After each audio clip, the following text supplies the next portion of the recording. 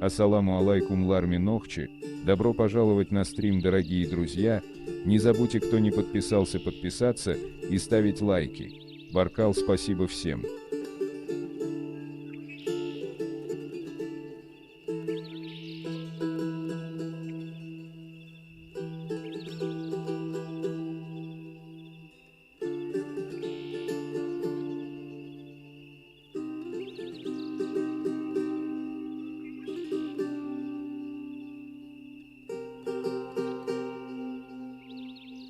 Тысяча 200 родов, но вот гаджиаульцы, шалинцы, жители еще двух соседних селений чеченского языка разуметь не могут, ибо они произошли от татарского рода. Сюда же примыкает указание немца Гербера с 1728, опирающего в своей работе на российские разведывательные органы, который написал, что есть народ чеченский, чей язык татарский, подтверждает сказанное также в следующих характеристиках Гюльденштейна. Включить комментарий. Самое интересное по вчерашнему материалу, это, конечно же, написал Нарниец, типа пишет, что речь почему идет, из чего это все началось. Сейчас я вам зачитаю. Отличительная черта документов. Так, выключить комментарии. Московское археологическое снаряжение высшего двора, на высшее дарование. Москва, топография, Мамонтова, Леонтьев. Переписка. Официальный документ. Остатки древнейших христианские башни, встречающиеся в значительном числе по всей горных чеченских аулах. Могильники с могильными памятниками разных типов, памятные столбы, сооружения при дорогах. Мы начнем наше описание памятников древнего христианства предварительно. Скажем несколько слов о следах христианского культа, сохранившегося кое-где до сих пор в обрядах и поверьях чеченцев и ингушей. Предки ингушей выселялись из гор, из Галчаевского общества, Галгаевского, в Терскую долину, поселились на реке Ангуш, впадающей в реку Камбелеевку, получившей название от реки в 1830 году, переселились из Тарской долины к реке Назрань, впадающей в Сунжу, и получили название назрановцы. Язык ингушей представляет только говор чеченского языка. Включить комментарий. Так, прекратить публикацию. Так вот, самое интересное, сперва была сделана эта публикация, основываясь на научных работах. Там рассказывает, что башенные комплексы, культовые христианские сооружения, захоронения во всех почти что чеченских горных аулах есть. И что язык в основном у них, что это является диалектом чеченского языка. Это написали русские ученые, российские ученые. И тут к нам как бы претензий не должно публикации. И ответ дает вот то, что я вам первый показывал. Ссылаясь на Рейнгса, который не был в Чечне, не забывайте, в основном, вроде бы он не был. Это один из тех, я точно проверил. То есть те, которые кратко говорили информацию, которая касается нашего народа. И самое интересное, мне нравится, когда рассказывают, что в Атагах или там в Шали или где-то жили представители других народов. Это с учетом того, что алейкум ассалам, с учетом того, что в основном были, здесь проживали в то время, представители соседних регионов, проживают и до сих пор кумыки. То есть, чтобы вам было понятно, он, ссылаясь на этого человека, то есть то, что он написал, то, что чеченцы знают аварский язык, или татарский язык, кумыкский, тюркский язык. Он говорит, что чеченцы сами, там ряд еще много всякого оскорбления, но чтобы не было из-за этого, короче, сразу такого, знаете, друг друга не начали нападать, рассказывает о том, что произошло, и рассказывает о том, что у нас язык, на самом деле, сами мы знали кумыкский или татарский, преобладающий. То есть, если сегодня я вам доведу до вас понятие. Чеченцы, как народ, ногчи, не были замкнуты, закрытым. Они вели торговые отношения, об этом уйма документов, включая, что вели особенно при заключении даже каких-то общих договоров, мирных договоров, там, о ненападении и так далее. Экономические договора были о том, что мы можем вести свободную торговлю. Особенно в то время столицей такой, экономической столицей в 18 веке был Кизляр. По Кизляру об этом говорится, что там есть документы, я вам их зачитывал. И люди, то есть ногчи чеченцы, которые вели свою деятельность, торговлю, само собой, незакрытое общество, знали и аварский язык, некоторые знали и кумыкский язык. Но это не говорит, что мы являемся аварцами или кумыками. Если аварцы знают кумыкский язык, или чеченский язык, или лезгинский язык, они не становятся лезгинами. Тупорылые нарнийцы настолько тупые, что пытаются описать ученые, которые первые, там, допустим, понаслышке записывали, говорили, что в чеченском языке знают тюркский язык, но до сих пор на сегодняшний день в Чеченской Республике проживают разные национальности. Допустим, нагайцы говорят на нагайском, грубо говоря. Нагайском или тюркский язык у них какой. Кумыки, которые проживают в Чеченской Республике, их никто не заставляет, их не ассимилирует. Они разговаривают на кумыкском языке, но и знают чеченский язык. От этого, того, что они знают чеченский язык, они не становятся чеченцами. И чеченцы, которые знают тюркский язык, или английский язык, или китайский язык, они не становятся ни китайцами, ни кем-либо другими. Я просто-напросто вчера зачитывался специально про языки, про все это, Услара и всех остальных. И Гюльденштейн это записывал. Настолько тупорылые люди порой, я вообще диву даюсь. То есть, если они знают эти языки, если общаются в их понимании, или приехали, если бы в Чечне было селение, и в нем говорили чисто на немецком языке. Вот гипотетически возьмем. И это зафиксировал, допустим, не знаю, один арабский ученый, что вот есть чеченцы, и среди них есть селения, которые говорят на немецком языке. У меня возникает вопрос. Имеет ли, точнее, становимся ли мы тогда немцами? Или становятся ли немцы чеченцами, нахчийцы? Нет, конечно же. Нет. С учетом того, что Чечня, Нохчичуа была в разные периоды заселены сюда при помощи царской власти различные соседние народности. Мы знаем, как их приглашали, кем они здесь были, управленцами, какими управленцами. Об этом мы обсуждали. Но тупость вся заключается, вот у вас в языке есть тюркизм. У вас есть языки. Но на сегодняшний день среди нашего народа, ногчи народа, и даже тех же самых и ингушей, и дагестанцев, очень много арабских слов. Очень много. Да и имена в основном тоже почти что все арабские. То есть мусульманские. Становимся ли мы тогда или арабами, ва алейкум ассалам, или тюрками, или кем-либо другим? В советское время, я помню, была вот такая тенденция, многие вот пытаясь, была идеология интернационализма, называли именами Люба, Лиза, я не знаю, кто там еще, Ирина, Марина. Вот такие имена давали мусульманам, и как бы это ничего. Они есть и сегодня и в Ингушетии, есть и в Чечне, есть и в Дагестане того периода. Ну что это дает на сегодняшний день? Что это дает? Становимся ли мы, Баркал, брат, становимся ли мы после этого кем-либо?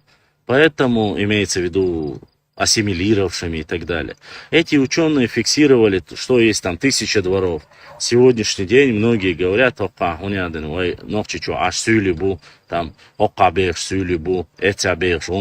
и так далее и тому подобное.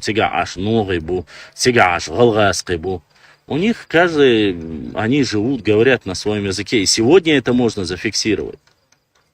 Сегодня мы обсуждаем с вами, вы слышали вместе, у нас была очень такая проблема, мы говорили, что нужно переходить, и все должны в основном говорить на родном языке, родную речь, короче, если потеряем речь, потеряем идентичность и так далее и тому подобное. Почему? Из-за того, что преобладает русский язык. Но от того, что вы сегодня говорите на русском языке, вы не становитесь русскими или носителями русской культуры. Хотя, в принципе, тут можно поспорить, но на сегодняшний день мы являемся частью Российской Федерации. Но в нашей Конституции разрешено говорить на родном. У нас 2 языка зафиксирован в Конституции. Это родной язык чеченский, новчий язык, и также русский язык. И не запрещено ни то, ни другое. Если сегодня какой-нибудь ученый напишет, что преобладающим языком и в основном на территории Чечни разговаривали на русском языке, это что говорит, что мы потеряли свой родной язык или не знаем свой родной язык и становимся русскими. Поэтому вот такого рода разжигание, межнациональной розни, провокации, я прошу не поддаваться. Писать комментарии, эти писульки можно. Что касается ингушей не говорит так, как среди всех есть хороший. Брат Инг Ахей, ты вырвал из контекста, я сказал, как и у чеченцев, так и ингушей остались в советские времена эти имена. Там Люба, Лариса, Лиза, Ася и так далее и тому подобное. Эти имена не являются исконно, там, допустим, чеченскими или исконно ингушскими. То же самое имя Тамара, которое есть и в Чечне, есть и в Ингушетии, оно тоже не является нашим. Тут еще нужно ряд вопросов поставить, а сколько осталось вообще, я в принципе говорю. Но поскольку комментарии написаны, мы сейчас не обсуждаем хороших, плохих. Хорошие, плохие, это само собой. Хорошие оставим, хороших в покое.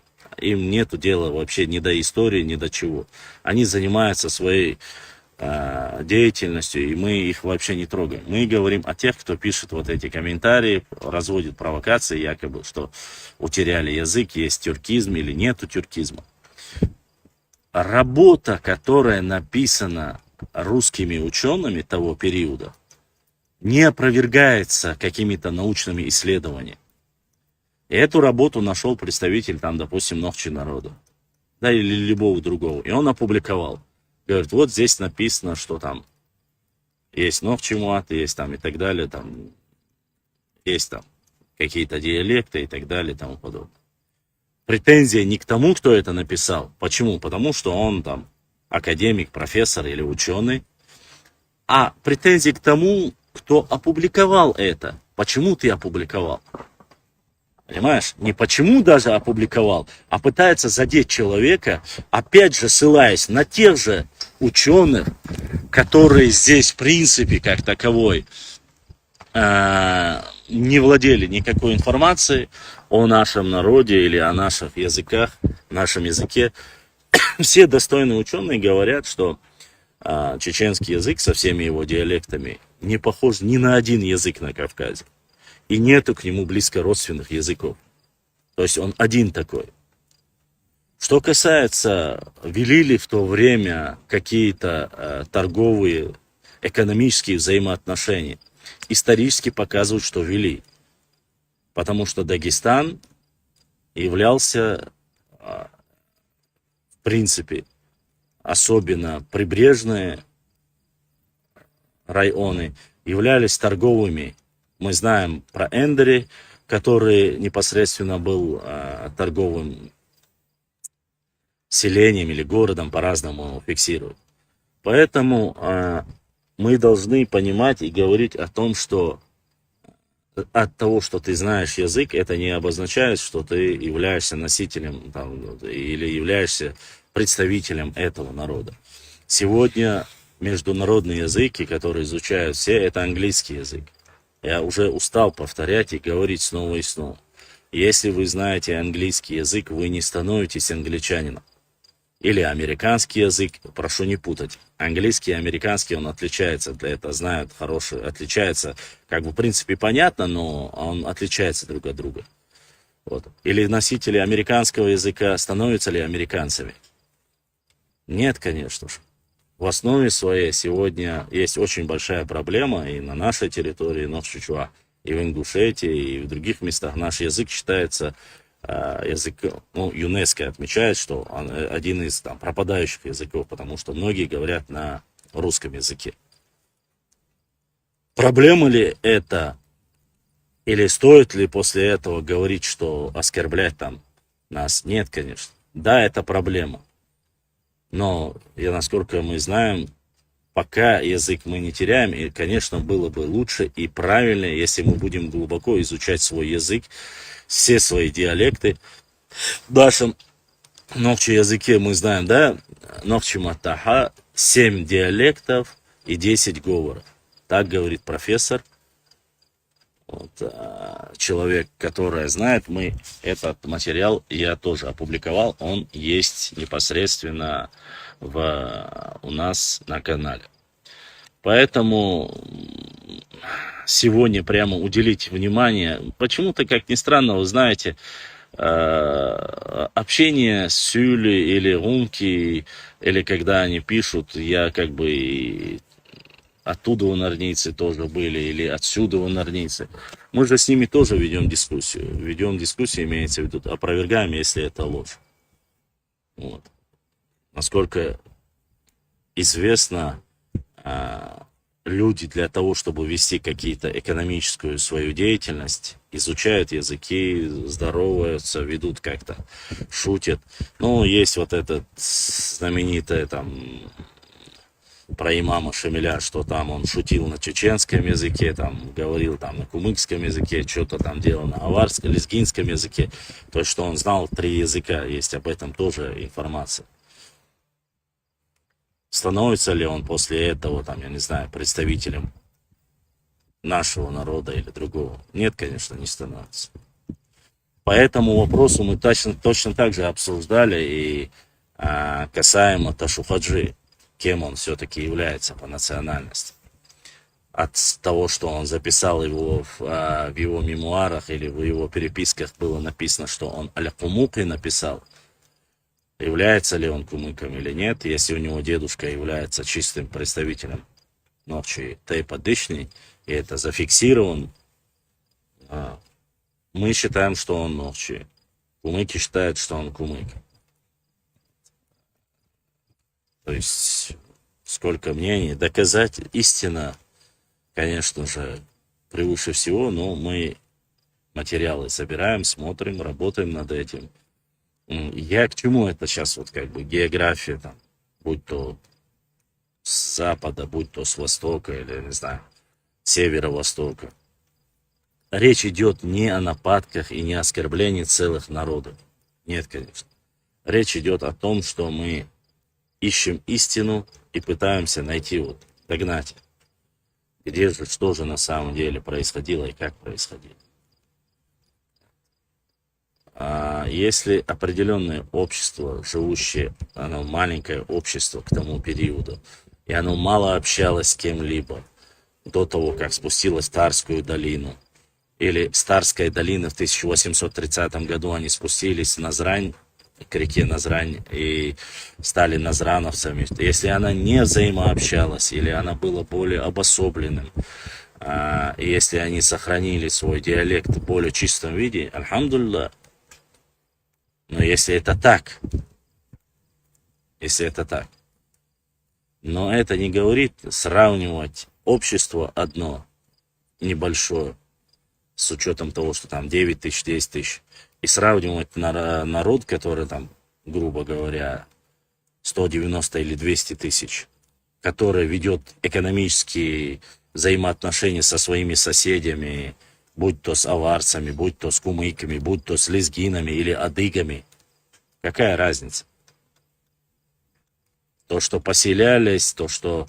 да, наверное, сегодня многие не понимают этого, но если давали какое-то убежище политическое, здесь оставались, говорили на своем языке, допустим, будь то адыги, которых мы приняли большое количество во времена шейха Мансура, они говорили на своем языке, но жили у нас. Что здесь плохого? Ничего. Если знак уважения или дружбы, или там, я не знаю, породнились с ними, разговаривали там на их языке, разве что-либо плохое? И наш брат Арби задонатил, Арби дал садол, твой донат дошел, дал духуахва. Поэтому я всегда говорил об одном. Если вы пытаетесь бороться с несправедливостью, так называемым, есть последствия, есть причина. Если ты не борешься с причиной, а борешься с последствиями, то ничего не сможешь достичь. Причина. Первый факт. Ученые сказали так-то, так-то, так-то. Последствия. Ты публикуешь его. Как речка, брат. Альхамдулилlah. Последствия. То, что опубликовали, ты материал, который опубликован, не разбираешь этот материал, а оскорбляешь человека, который его опубликовал, и говоришь, вы сами нечистые и так далее и тому подобное. Насколько это выглядит глупо и слабо. Конечно же. Думаю, каждый догадывается. Проблемы в своем языке, очень устоявший, сильный, очень древний язык у нас, чеченский ночий язык. Есть ли проблемы? Конечно, есть. Эти проблемы мы решим. Есть ли у нас представители других народов, которые проживают у нас? Есть. Говорят ли они на своем языке? Да. Если в этом селении проживают нохчи, могут ли они знать их язык? Конечно, могут. Становятся ли они представителями этого народа? Нет, не становятся. Я надеюсь, я доходчиво объяснил тупорылым нарнийцам, что и как. Вот. Поэтому, опять же, залетных, которые заскочили сейчас, услышали одно слово, там, ингуши и так далее, и тому подобное. Речь не об ингушах. Речь конкретно о людях, которые говорят или пишут определенные там писульки. Ну, тебе не понравилось, что у тебя там является там всего лишь диалектом чеченского языка. Ну, докажи это научным путем, что это не так. Опубликуй, Российская Академия Наук, опубликуй, скажи, нет у нас там. Вообще не совпадает, мы друг друга не понимаем. Или же, если ты такой балабол или болтун, пожалуйста, докажи, что у чеченцев татарский язык. Как написал этот немец, якобы ты пишешь. Разведчик немец, то есть от слова того, что там написано, что он немецкий разведчик, мы должны верить, да? Ну да. Да, короче. Ну понятно, ладно, давайте продолжим, задавайте вопросы. Сын Кавказа, Башлам, ассалам алейкум. Ты видел ролик про книгу Зурабова? Уважаемые мои друзья, про эту книгу Аланы Ассы я говорил 2 года тому назад, когда эта книга вышла. Вы немножко опоздали. Книга не имеет никакой научной силы. Мы это обсуждали, что смешно. Во-первых. Во-вторых, те доводы, которые приводятся, которые указываются, ну настолько глупые. Есть ДНК генетика Дагестана. У меня не на этом телефоне, а на другом, я вам покажу его. Допустим, те же самые гаплогруппы, которые он указывает, что якобы они являются чисто... В Дагестане их нет фактически, вообще. 0,0 там процентов. Q вообще там нету как таковой, ни у кого. Что касается J1, J2, вот J2 только носители аланской культуры. Но вы сами в это верите? Ну, вы сами в это верите? Как вы представляете себе это? Если там, я не знаю, тогда получается все и балкарцы, и карачаевцы, и все остальные. Все ученые говорят, что в Аланское царстве были разные гаплогруппы. И туда входят и даже и адыгские племена, балкарцы, карачаевцы, осетины, и также нохчи и гала. Ну, человек просто-напросто. Я же вам говорю, сегодня напечатать книгу ничего не стоит. Главное, чтобы были бабки. Чтобы были бабки. ДНК-проект чеченского народа еще не закончен. И даже не в середине. Потому что активно, что сдают там ДНК, там в Чечне и так далее, эту ерунду тоже он написал. Я еще раз говорю, 2 года тому назад мы это обсуждали. Это чушь. Чушь собачья. Потому что если тогда получается, он убирает, фактически убирает L3, убирает Q, убирает остальные, все кроме J2, не G, не G2, а J2 остается все. J1 он отдает весь, он говорит, что он там сюляне, дагестанцы. Ну, тогда о чем речь, вы представляете, это в пропорциональном соотношении, это фактически 80, ну может быть 70-80% уходит и Орствай, уходит и там остальные Шуаной, или как они у вас называются. У нас они Шуаной, Шуаной, или как-то они называются в Ингушетии, они тоже уходят, то есть там фактически там, процентов из того населения, там сколько в Ингушетии, 400 тысяч, из них там останется, я не знаю, плюс-минус 1100-150. Сын Башлам, я не знал, я ролик увидел сегодня. Понятно, сын Кавказа. Ну, это уже 2 года тому назад меня просили сказать, что я думаю по этой книге. Во-первых, у меня этой книги не было, а по материалу, который мне оттуда скинули, я сказал сразу, это из ряда того же фантастического научного исследовательского доклада, который 90 страниц якобы они прислали нам, чеченскому народу, попросили всех обсудить, посмотреть. Я посмотрел, это такая же байда. Амир дал, ушел. Если я не ошибаюсь, раньше чеченцы говорили на турецком. Нету турецкого языка, есть тюркский язык.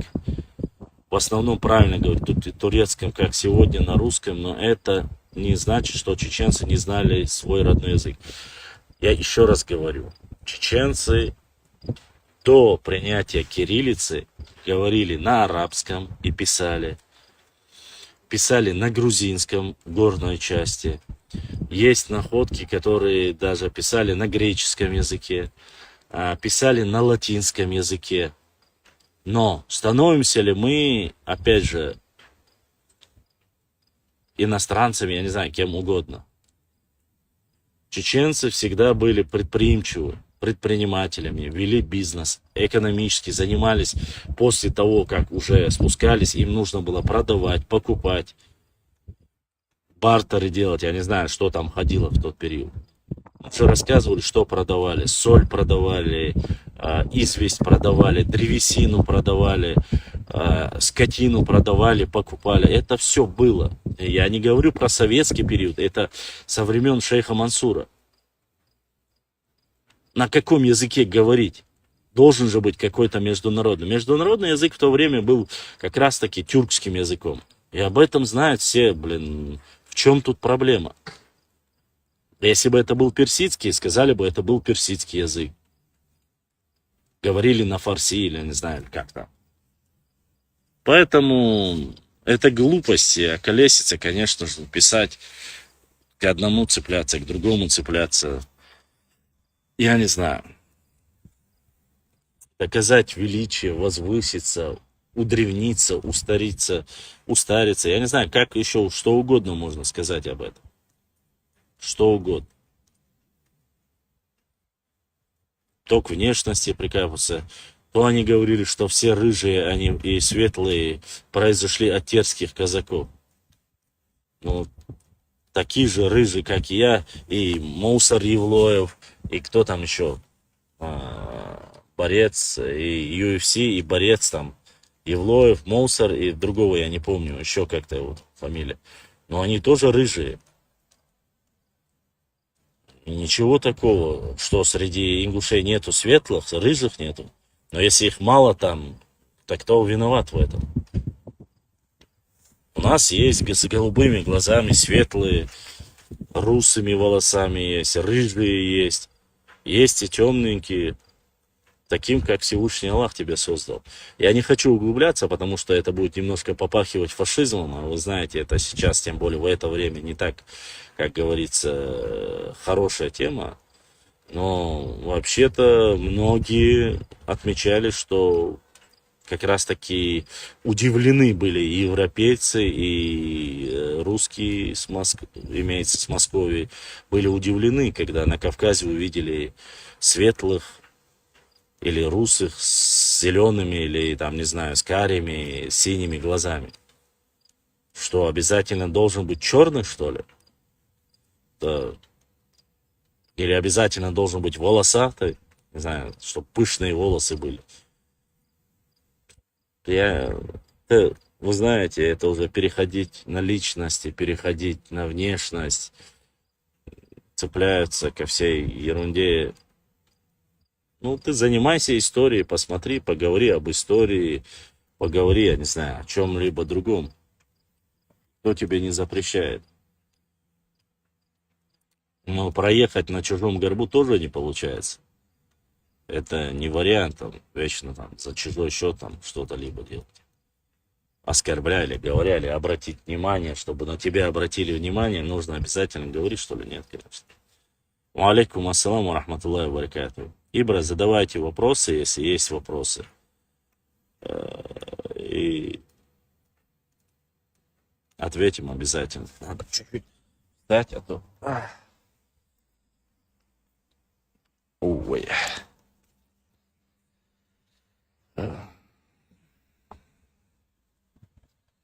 Время пока не закончилось, еще 20 минут у нас до конца эфира. Первого часа, по крайней мере. Смогу ли я провести второй час я не могу сказать однозначно. Этот куда-то...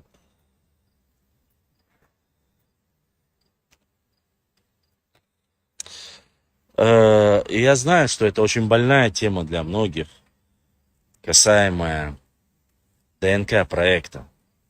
Что касается ДНК, это очень больная тема. Но я хочу вам сказать, еще раз хочу сказать, уважаемые друзья, с первого дня, как с этими ДНК тема пошла, валейкум салам, я вам всем сказал, еще в то время, в каждом проекте, в котором начинается ДНК, они указывают, что ДНК не указывает нацию. Не указывает нацию. Национальную принадлежность он не указывает. Почему вы решили, посмотрев ДНК, сказать, что вот я посмотрел ДНК, это ДНК произошло из Алтая, я не знаю, с Северной Америки или Южной Америки? Допустим, я даже просто поинтересовался, зашел по Q, разные места, где они есть, преобладают. Очень большое количество, одна из веток Q находится почти что вся Южная Америка, Латинская Америка. Есть. Нет, не Южная, а Северная Америка, то есть именно вот коренные индейцы. Ну и какое-то отношение имеет к нам, грубо говоря. Или же были точно так же, там говорится о Сибири, в основе своей там одна ветка Сибирь, другая ветка, там небольшое количество в Монголии, небольшое количество Алтая. Но в основном самые большие направления это Урал, Сибирь, северная часть именно России. Это Северная Америка, и вот разброс такой. Какое это отношение имеет к нам, грубо говоря. Потом начал смотреть по веткам, хорошенько читать статью. Я читал разные статьи, ни одного ученого. Касаемо нашей ветки, именно чеченской, так скажем, Q, тейпов, которые есть, они говорят, что она не относится ни к одному из других. То есть родственно не относится. Вот это там она Q 4570, там Y, там какие-то буквы были, я сейчас не могу навскидку вспомнить. Оно относится только к Кавказу и только к нам. И говорят, что с самого зарождения Нохчи этноса оно есть в нем. Опять же, J1 и J вообще появляются, показывают Йемен. Йеменские не арабы, как некоторые пытались себя приписать к арабам, а к йеменским евреям. Самым, что они есть, ашкенази, самые такие ортодоксы, так сказать, ортодоксальные там евреи, которые крайне радикально, вот, даже в самом иудаизме. Ну, Джей оттуда происходит. Что после этого нужно говорить, что все, у кого J1 или J2 являются евреями, или даже арабами? Нет. Ну, вы видите, люди, написав книгу, решил там сказать, что якобы аланы, носители аланской культуры, это те, которые J2, не J1 даже, а J2. Что касается самого, что рассказал Амин, молодец, да, правильно. Но мы чуть-чуть просто, когда эта книга вышла, мы это обсуждали, я как-то уже думаю, что каждый помнит все, что есть. Я понимаю, что с 18 года мы столько уже тем разных обсудили, и многие уже и позабыли, что мы обсуждали, проверяли или нет. Поэтому, уважаемые мои друзья, осторожно, Башлам Хамичау, Башлам 10-этажки ау, за домом, где я обычно бываю. 10-этажка, это где ты меня забирал на машине, помнишь, большое дерево? Вот там за домом только я нахожусь. Вот. Есть положение. Поэтому не знаю, конечно, можно говорить много обо всем разном. Ох уж эти ДНК, любители ДНК. Кстати, одним из самых, мы знаем, да, и Пахрудин, кажется, создавали ДНК, ранние аланские захоронения, которые были найдены на территории Осетии, принадлежат как раз-таки Q, а не J2. Именно Q принадлежат. В основе своей это Шонуай, это Эшбатуай, Энгной, Гордлуай, Дышни, Мазархуай,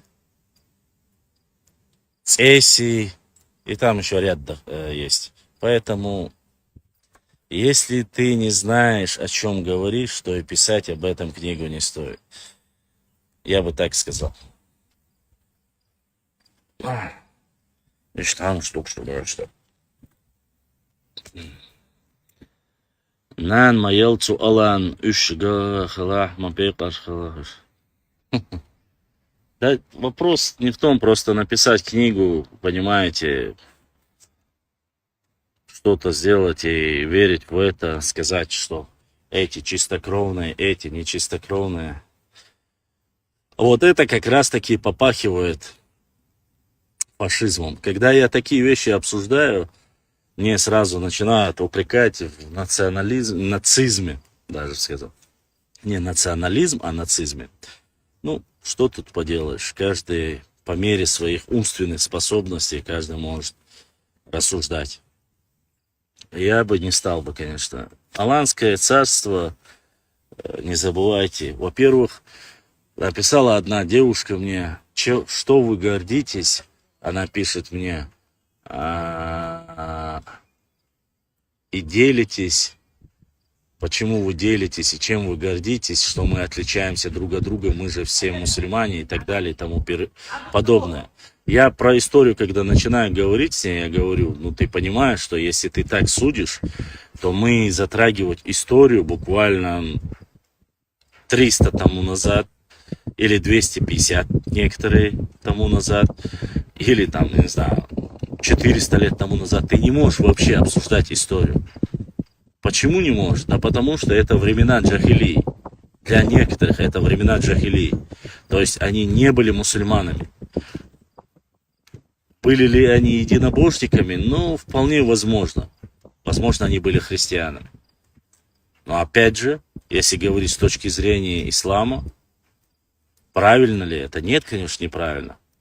Не в обиду ни православным или там, христианам. Это наша своя тема мусульманская.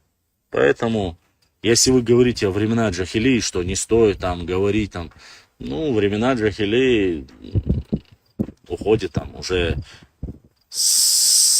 у некоторых, там, начиная с 19 века, а у других, там, я не знаю, ну, может быть, там, с 9-го. То есть мы знаем, что проникновение ислама в Чечню по документам, которые есть, начинается с 9-го, с 10 века.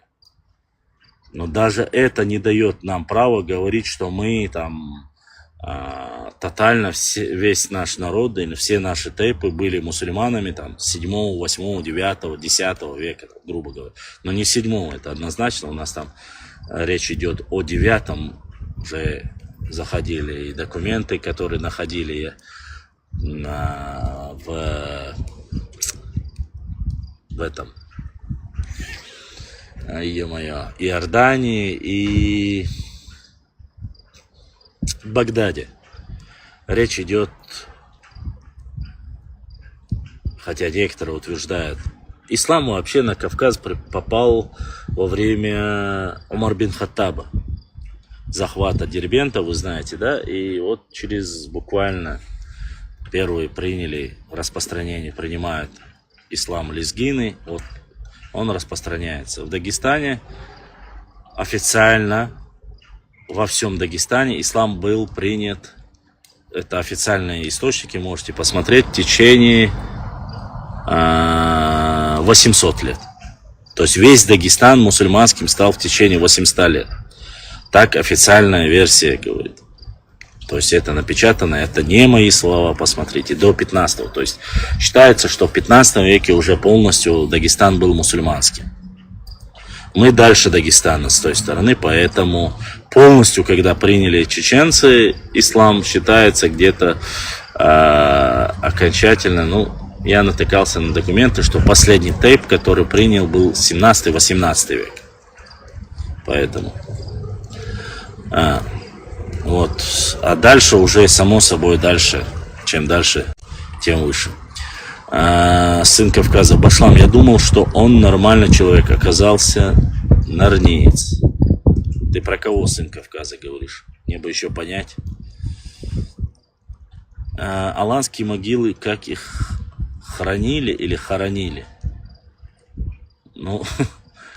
Насколько я знаю, со своими украшениями хоронили, там, сбруя, не сбруя, так хоронили. Это лучше знать археологам. Я, честно сказать, не сильно. Я знаю, что там находили кувшины, золотые ожерелья, гребешки.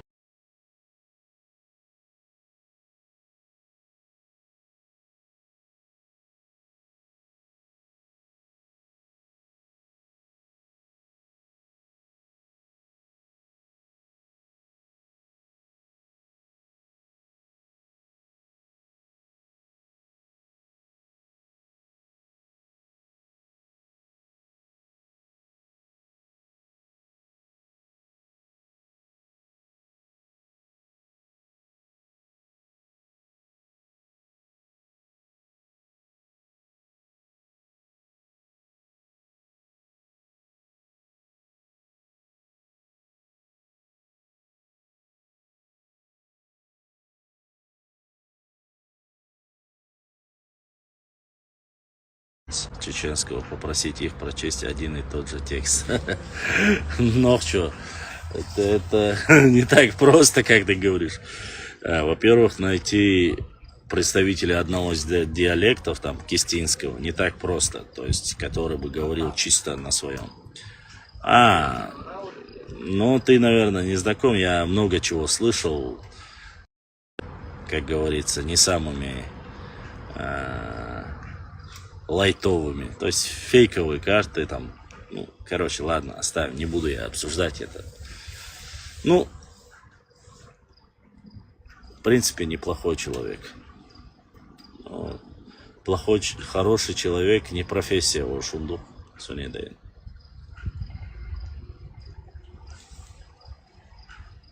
Есть еще вопросы, вопросики.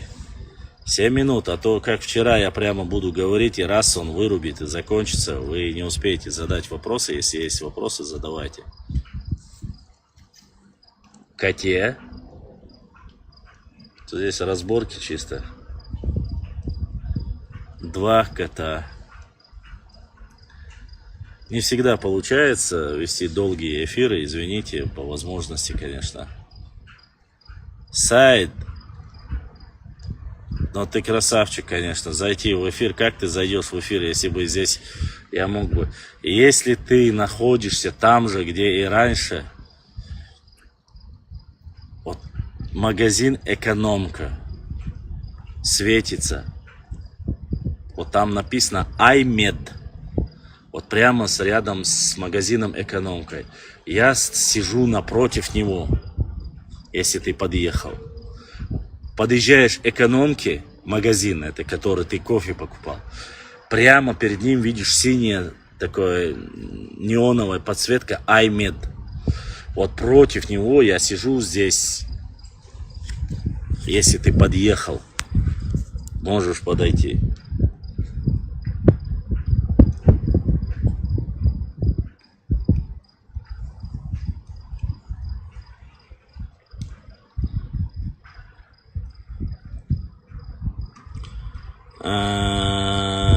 Название. Название Нахар. Нахар это денежное, не номинал. Номинал там, Нахар это как доллар. $100, $20, $50, разница, но это как доллар. Также и Нахарч. Свам, Ахч, это все не наши слова. Страна Малхи, какой век? Страну Малхи я не знаю. Общество Малхи я знаю. Страну Малхи не знаю. Если так считать, каждое общество можно назвать страной. Просто деньги на чеченском, как у кумыков Ахч. Да, у кумыков Ахч, у тюрков Сом, у нас Нахар. Нахар шалхари, тагана, вайолукш дикардар. Четкие, мощные пилетирер, хундуккахум, ролик, шумшну, к сожалению. Башлам, есть новые карты, которые ты не показывал. Есть, опубликую. Материала слишком много, я не успеваю все публиковать, так что потерпите по мере возможности.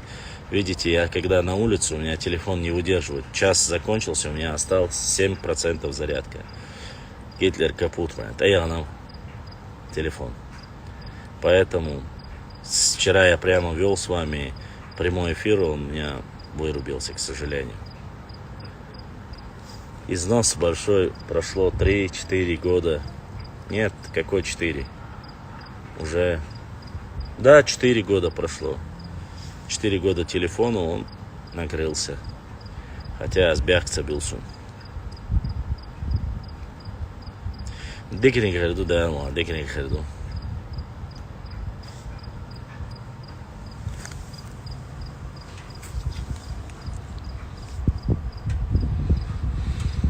Ту-ту-ту-ту-ту-ту.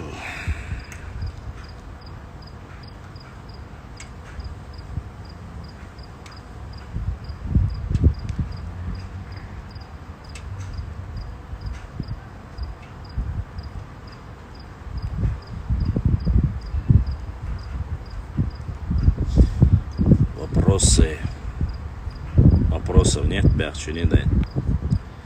Но в любом случае, до того, как отключится наш эфир, я хочу поблагодарить В первую очередь брата Арби, который сегодня задонатил. Арби, донат. Остальным подписчикам, которые были сегодня в эфире, огромная благодарность. Не забывайте подписаться на наш YouTube канал. Когда подписываетесь на YouTube канал, нажимайте на колокольчик и заходите через VPN. К вам будут сразу приходить во время прямого эфира уведомления.